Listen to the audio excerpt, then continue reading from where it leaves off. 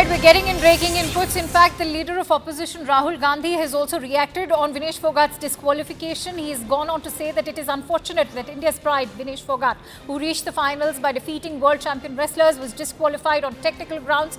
We have full hope that the Indian Olympic Association will strongly challenge this decision and provide justice to the country's daughter. So, the leader of opposition, Rahul Gandhi, also reacting to Vinesh Phogat's disqualification. Let's quickly go across to Pallavi, who's joining me live on the broadcast.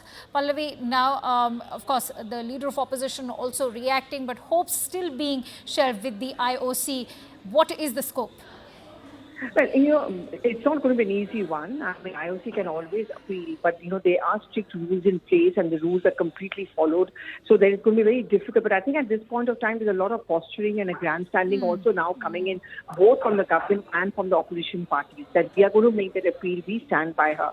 That's as far as the government goes. The Prime Minister took the lead in tweeting this out and also issuing a statement. And now you have one opposition party after another, apart from attacking the government, also trying to tell the government that you also have to pitch forward, put a very strong stand, because it's a question of the integrity and the prestige, not just of Vinesh Phogat, but also of the entire country. And Pallavi, when you talk about the political posturing involved right now, important to also highlight the kind of attacks that are coming in, because of Randeep Surjewala also going on to, allege that there's a possible conspiracy behind this, are serious allegations.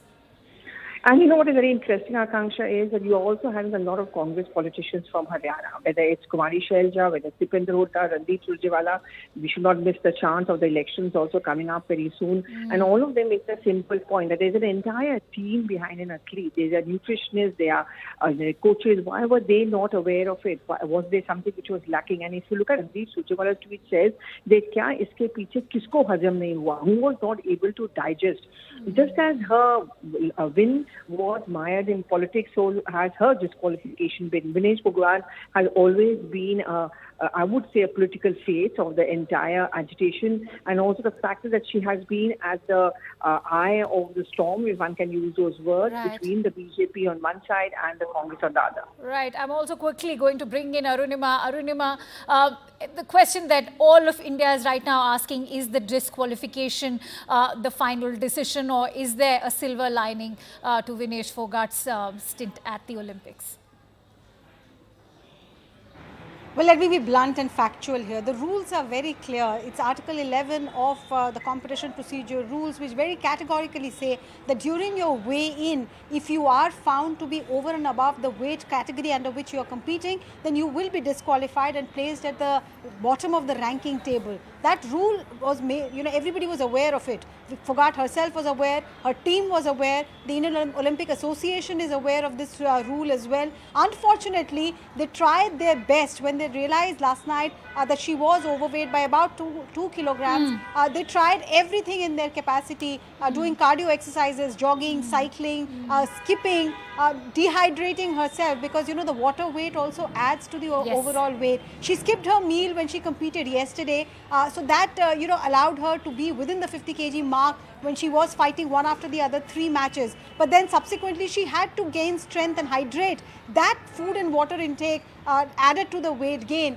The challenge now is for all those who are pushing for an appeal to convince the World Wrestling Federation that she be given at least a chance to weigh herself again, or that her previous bouts be not declared null and void.